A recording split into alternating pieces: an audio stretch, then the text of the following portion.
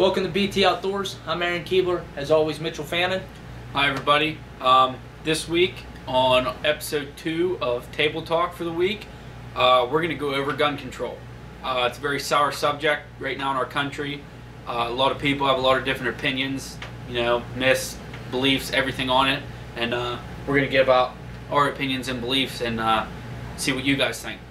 Right, like we're both going to give you some facts, some myths, and this is just our opinion. As I'm sure you guys obviously know, we're avid hunters, avid outdoorsmen, so it's no surprise as to where our stance is going to be. But we're just going to roll right into it. So I did some research on the computer.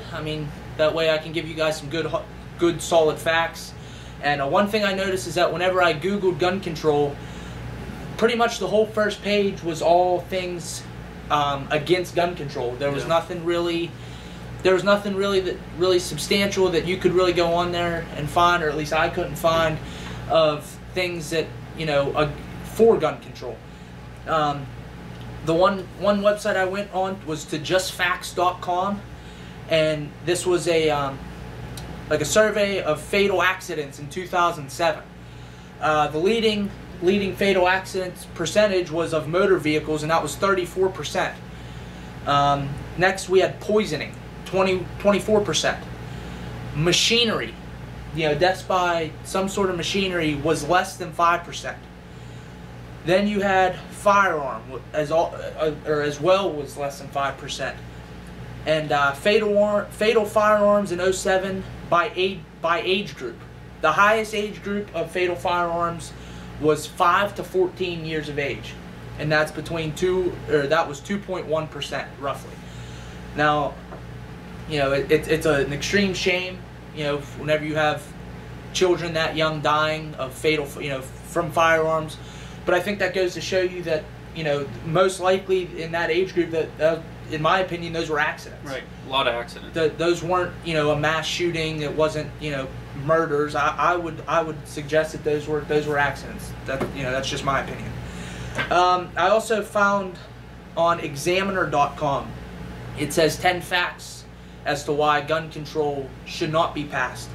The first fact that they gave us was, it violates our Second Amendment. Second Amendment is, the right to keep and bear arms. It doesn't say what kind of, arms you're allowed to keep and bear. It just says you're allowed to keep and bear arms. We're not talking bazookas and, that kind of artillery, but that's for us to protect ourselves from tyranny. And this is one of the moving down the list a little bit to this is the top 10 on number 6. This is something that all conservatives agree on.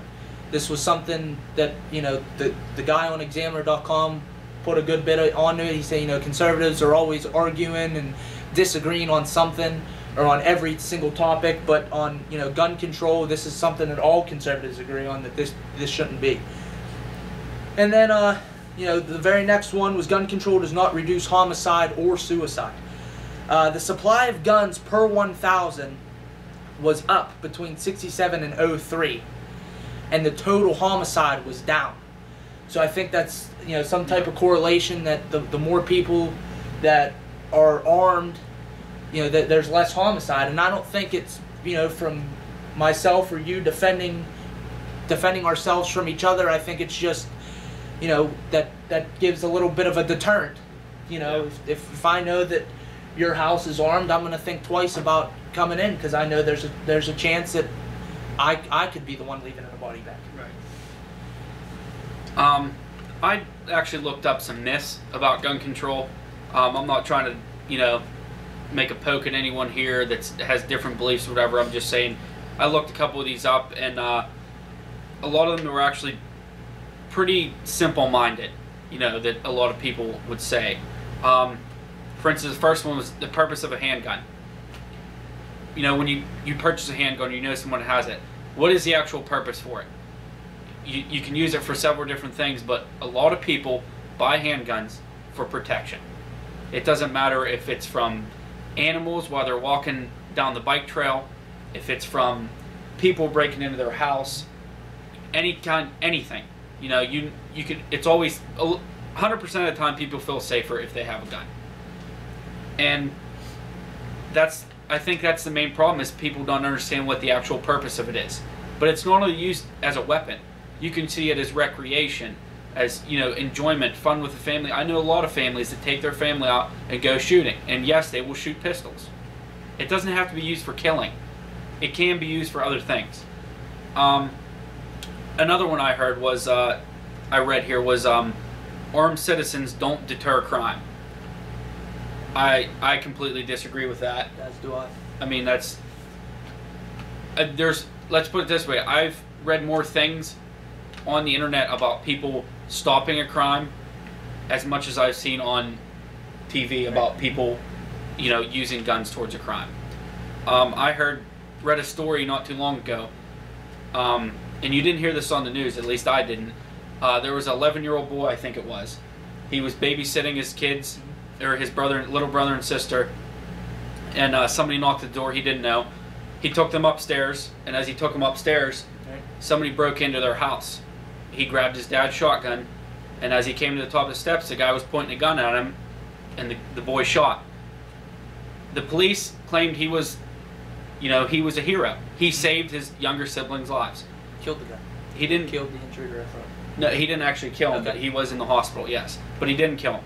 But still, that's the point of raising kids to know what they're used for and how not to use them. You know, there's a lot of difference there, and it's all, you know, on how you're raised.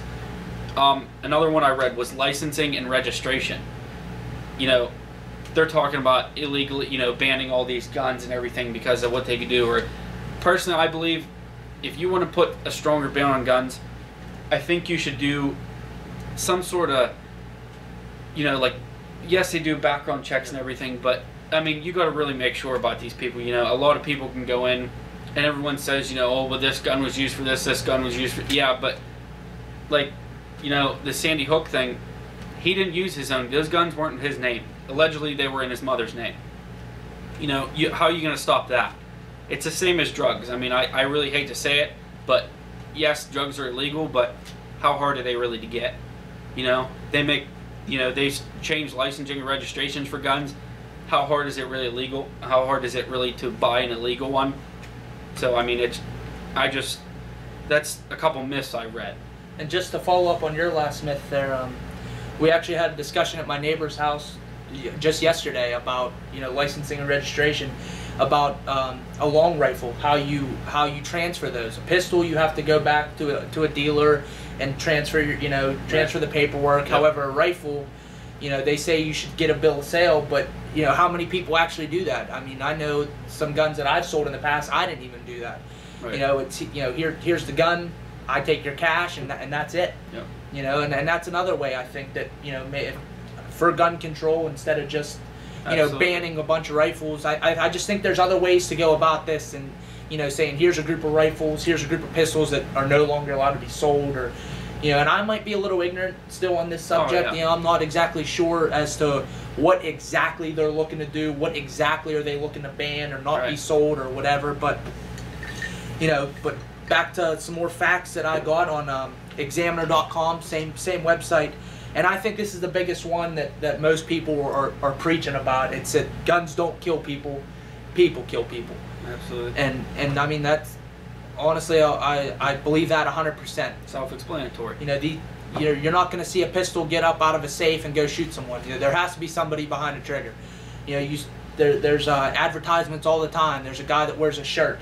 I've seen this commercial a couple of times, and he says, if the shirt says, if guns kill people, then a spoon made me fat. You know, I mean, it's a saying. You could go on and on and on about these kind of things. You know, pens misspell words, and you know, whatever it may be, you can find something to say right along with it. This one was actually on WashingtonPost.com. The source was Gallup poll, and it's a general social survey, and it says that gun ownership in the U.S. is declining overall from 1959 to 2010, and that was the latest update. So it's not that, you know, and I know recently because of what has happened in America, I'm sure that gun purchasing has gone back up because of the talk over gun control. But as of 2010, gun control overall is declining, and I think that, I mean, this is one of the reasons why we decided to start doing this, not just Table Talk, but as well as the BT Outdoors filming our hunts, is because I think it's beginning to be a lost hobby. Agreed. Nobody's doing this anymore. But I think, honestly, I think that's why we want to do this, because we want to try to get people involved. Our neighbor has a 7-year-old. Yeah. I'm not exactly sure how old he is, but he'll be a big part of this. He'll be in all the hunts that we do, because we want to keep him involved. We want him to pick up where we're going to leave off. But and the last thing I got is that Ruger sells a 10-22. It's an auto-loading rifle. Magazine capacity is 10. Now, if you have that in a wood stock, they don't want to ban those types of rifles. However, if you get that gun in a plastic stock, we'll call it, and it has the adjustable, if you make it look like a tactical rifle, they want to ban that. There's no difference in anything other than the type of stock, what you hold on to, and they want to ban, from what I've heard, they want to ban the gun that looks like an AK-47 like you would use overseas or in a war, but they don't want to ban the exact same thing, but it just looks like a squirrel rifle. I thought, if that's true, I thought that was pretty interesting, because I mean, why would you ban just the stock? It just doesn't, something just doesn't make sense. Yeah, I think it's just what he said about the 10-22 in the stock. I think it's just all an appearance. Mm-hmm. You change a gun and make it look more intimidating than it really is, and I think that's enough for them to scare people, and have some other myths I found along with the previous ones. Semi-automatics should be banned.